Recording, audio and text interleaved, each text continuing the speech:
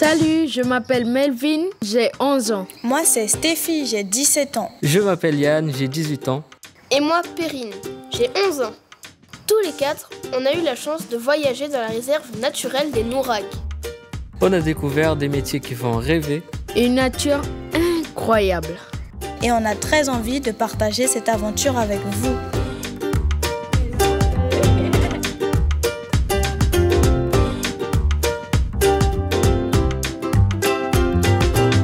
Tout a commencé ici, au totem de la canopée des sciences, à Cayenne.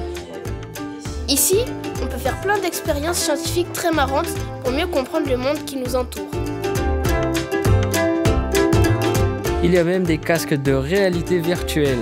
Là, on est à Inselberg, dans la réserve des Nouragues. Et c'est très beau. Et c'est encore plus beau en vrai.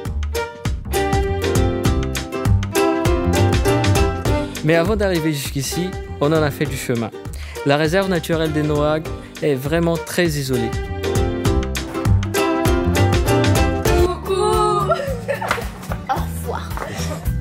La réserve de Nouragues se trouve dans cette grande zone-là, au plein milieu de la forêt. Elle est immense, 105 000 hectares, c'est presque aussi grand que l'île de la Martinique. On est parti de Cayenne et on a rejoint Regina par la route en voiture. Et ensuite, en pirogue, pendant 5 heures, on a remonté le fleuve Aprouag pour aller jusqu'au camp Arataï.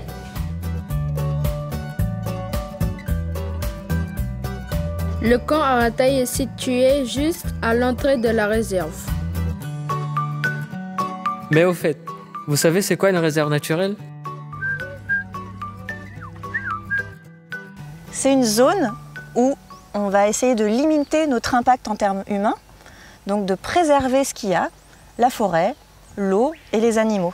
On ne va pas pouvoir faire ce qu'on veut, on ne peut pas chasser, ni pêcher, ni prélever des feuilles ou des plantes comme on a envie. Jennifer, c'est la chef. Elle est au cœur de tous les projets. Elle a plein de responsabilités. Et on a 3 missions principales quand on travaille pour une réserve naturelle. C'est protéger l'espace, éviter qu'il y ait des chasseurs ou des orpailleurs qui viennent dégrader la forêt ou les animaux. Après, il faut savoir qu'est-ce qu'il y a dans cette réserve, parce que sinon, ça ne sert à rien de protéger si on ne connaît pas. Donc on va faire des projets scientifiques, des suivis. Et la 3e mission, c'est de la faire découvrir au public comme nous.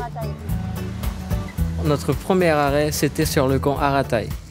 Il a été créé en 1995, en même temps que la réserve.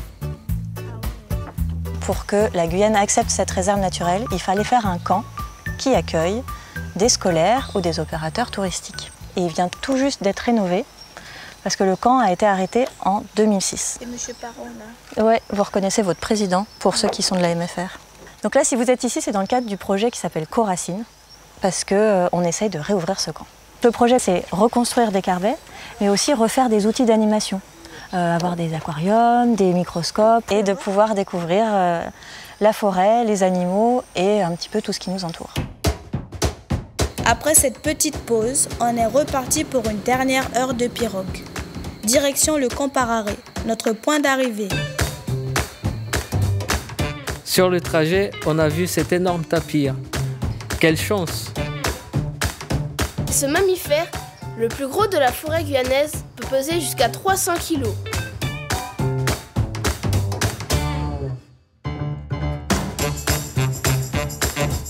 On n'aurait jamais pu y arriver là sans Agassi. C'est le piroguier officiel de la réserve. Il pilote super bien. Pour la réserve, c'est amené des scientifiques, des élèves, tout la bouffe, matériel, tout les affaires qu'ils utilisent dans la réserve, c'est moi qui fais le transport. Comment vous faites pour mémoriser le chemin, même si vous y allez depuis longtemps? On va avoir de l'expérience. Ah oui, l'expérience et le temps de travail aussi. Là, sur la clique Arataï, c'est 3 fois par semaine, des fois 4 fois, 5 fois par semaine.